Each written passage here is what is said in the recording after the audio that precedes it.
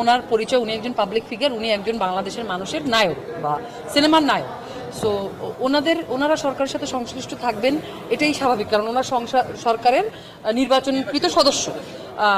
এখন প্রত্যেকটা শিল্পী ব্যক্তিগতভাবে যে কোনো দলের সাপোর্ট করতেই পারেন, এটা শিল্পী শুধু নয়, একটা দেশের, একটা স্বাধীন দেশের প্রত্যেকটা মানুষের গণতান্ত্রিক অধিকারের মতোই যে আমি ওনাকে সাপোর্ট করি, কারণ ওনাকে আমার পছন্দ বা ওনার কার্যক্রম আমার পছন্দ, বা উনি দেশের জন্য এটা করছেন, দেশের মানুষের জন্য এটা করছেন, আমি ওনাকে সাপোর্ট করি। উনি করছেন না, আমি ওনাকে সাপোর্ট করি না। এখন ধরেন যেই মানুষটা বহুদিন ধরে বা একটা রাজনৈতিক মতাদর্শের সাথে জড়িত করে এসেই তার একটা খারাপ দিক দেখে তারা ওইখান থেকে সরে আসবে কি আসবে না সেটা তাদের একান্তই ব্যক্তিগত সিদ্ধান্ত, কিন্তু সত্যকে সত্য, মিথ্যাকে মিথ্যা, আলোকে আলো এবং কালোকে কালো বলার শিরদাঁড়া আমাদের সবার থাকা উচিত। আমি শুধু এইটুকুই বলতে চাই। তবে দেখবো ব্যবস্থা